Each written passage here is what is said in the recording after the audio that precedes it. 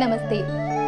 మీ ఇంట్లో పూజ, వ్రతం, బారసాల, అన్నప్రాసన, సత్యనారాయణ వ్రతం, వివాహం లాంటి ఎలాంటి శుభకార్యానికి కావలసిన పూజా సామాగ్రి అయినా, పురోహితులైన www.epoojastore.com ద్వారా మీ ఇంటి వద్దనే పొందవచ్చు. మరిన్ని వివరాలకి 80.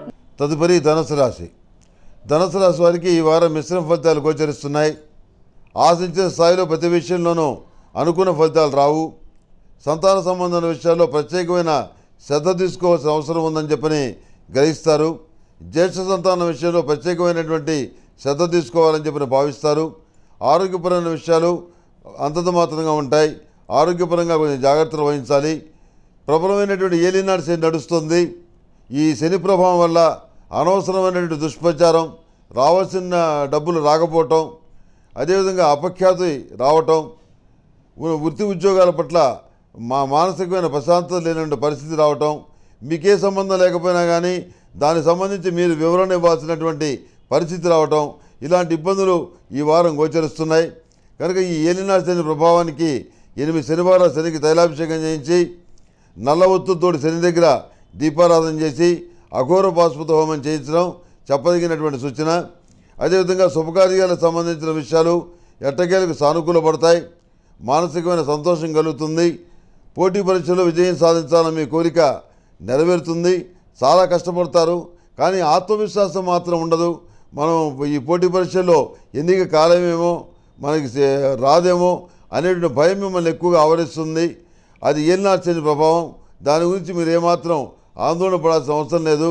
తప్పకుండా సానుకూలమైనటువంటి ఫలితాల్ని శని ఇస్తాడు. సానుకూలమైనటువంటి రాజయోగాన్ని శని ఇస్తాడు. శని చెడు చేసే గ్రహం కాదు. కాకపోతే చెప్పినటువంటి శాంతులు చేసుకుంటే సానుకూలమైన ఫలితాలు ఖచ్చితంగా వస్తాయి. అదేవిధంగా ఇరుగు పొరుగు వాళ్ళతోటి, అపార్ట్మెంట్లో ఉన్న వాళ్ళతోటి తగాదాలు, గొడవలు వచ్చేటువంటి పరిస్థితి గోచరిస్తుంది. వాటన్నిటికీ దూరంగా ఉండాలని మీరెంతగా ప్రయత్నించినా కొంతమంది వ్యక్తుల వల్ల తగాదాలు, వివాదాలు వీటిల్లో జోక్యం చేసుకొని తీర్పులు చెప్పాల్సిన పరిస్థితి ఏర్పడుతుంది. కొన్ని సందర్భాల్లో మీ పరపతిని ఉపయోగించాల్సి వస్తుంది. ఈ పోలీస్ స్టేషన్లు, చిన్న చిన్న కేసులు ఇలాంటివంటే మీకు ఇష్టం ఉండదు. అయినప్పుడు కూడాను కొన్ని విషయాల్లో మనకి ఇష్టం లేకపోయినా తలదూర్చాల్సినటువంటి పరిస్థితి ఏర్పడుతుంది. ఈ విషయంలో జాగ్రత్త వహించడం అనేది చెప్పదగినటువంటి సూచన.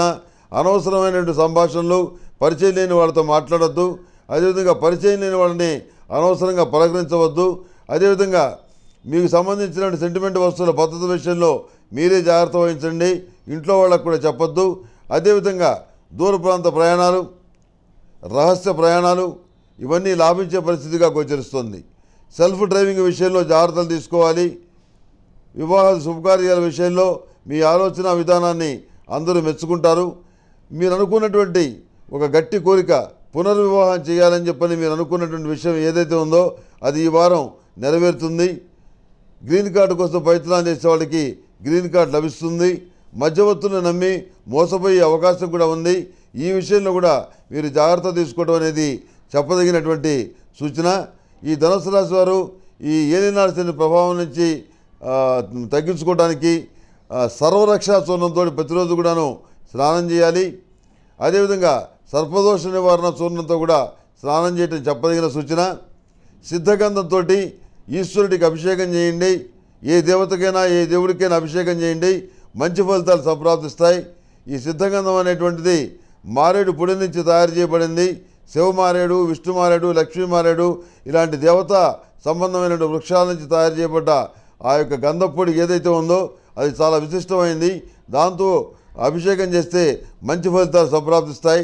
దాన్ని ధరించినా కానీ చాలా మంచి ఫలితాలు సంప్రాప్తిస్తాయి. నరదృష్టికి దూరంగా ఉంటారు. కనుక ప్రతి విషయంలో జాగ్రత్తగా ఆచితూచి నిర్ణయాలు తీసుకోవడం చెప్పదగిన సూచన. ఈ ధనుసు రాశి వారికి పసుపు రంగు బాగుంటుంది. అదృష్ట సంఖ్య 4. ఏదైనా పని మీద వెళ్ళేటప్పుడు గురువారం నాడు బయలుదేరి వెళ్ళండి. సానుకూల ఫలితాలు సంప్రాప్తిస్తాయి.